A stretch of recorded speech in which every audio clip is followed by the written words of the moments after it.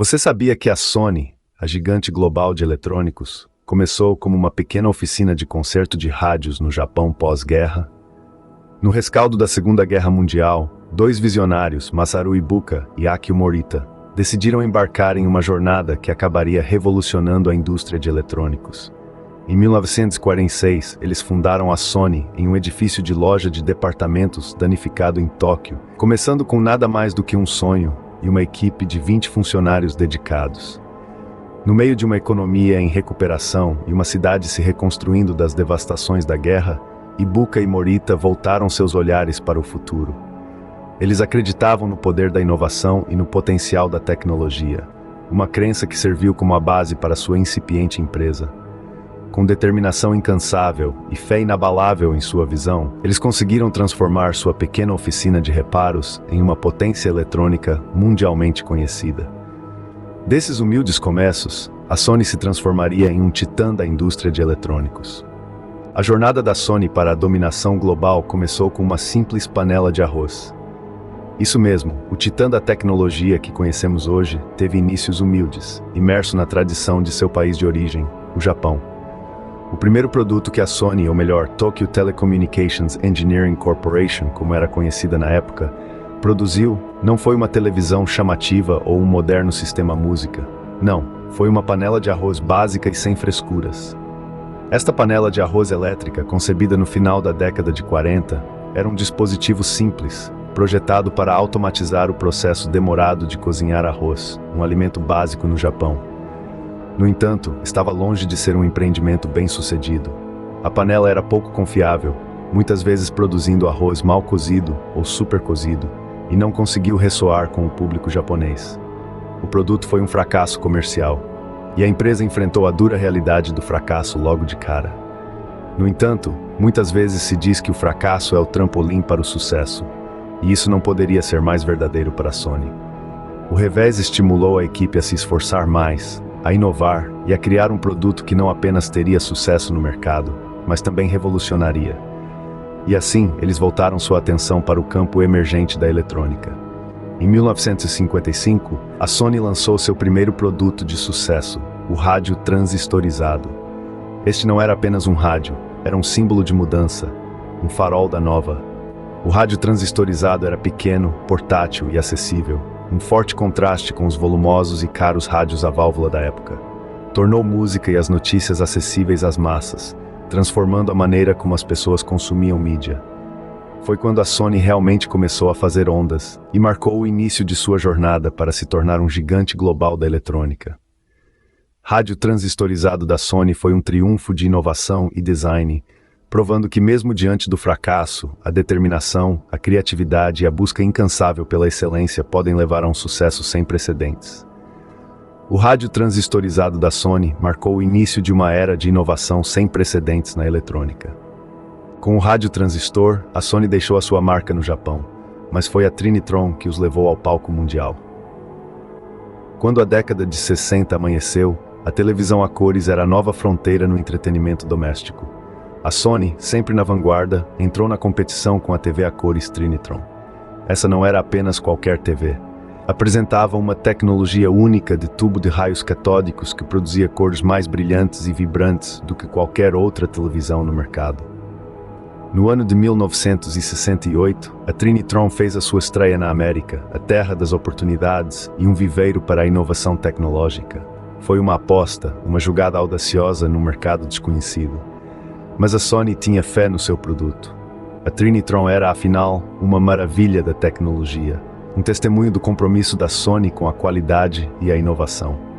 E valeu a pena. A Trinitron foi um sucesso. O público americano, encantado com sua qualidade de imagem superior e design elegante, abraçou-a com ambos os braços. Logo, a Trinitron era um item básico nas salas de estar em todos os Estados Unidos. Era a era da TV a cores, e a Sony estava liderando a carga. Mas a influência da Trinitron não parou nas costas da América. Rapidamente cruzou fronteiras e oceanos, tornando-se uma sensação global. Da Europa à Austrália, da África à Ásia, a Trinitron era um símbolo de tecnologia de ponta e qualidade superior.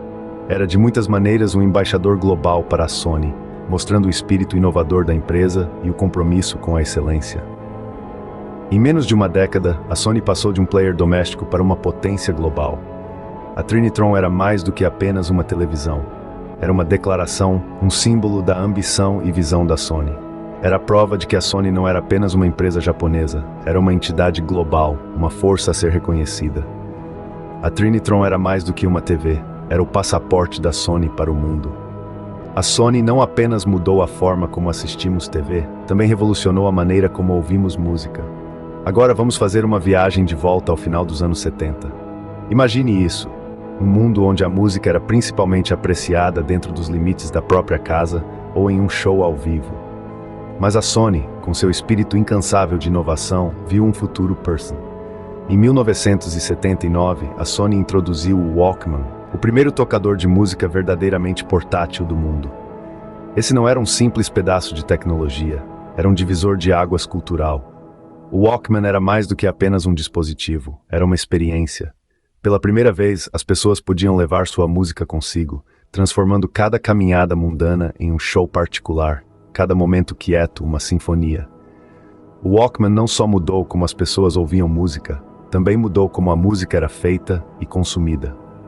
Artistas agora tinham que considerar como sua música soaria através de pequenos fones de ouvido, em vez de alto-falantes de shows estrondosos ou sistemas de som domésticos. Isso levou a uma mudança sutil na criação da música em si, com mais ênfase em sons pessoais e íntimos.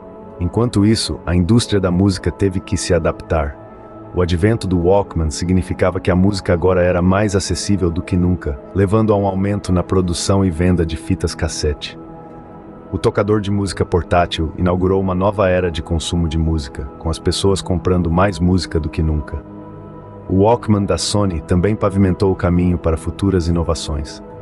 Foi o precursor do Discman, do iPod e até dos aplicativos de música para smartphone de hoje. Sua influência pode ser sentida até agora, mais de 40 anos depois. Sony não apenas criou um produto com o Walkman, criou uma mudança em nossa cultura. Transformou a maneira como interagimos com a música, transformando-a de uma experiência estacionária em algo que poderíamos levar conosco, onde quer que fôssemos.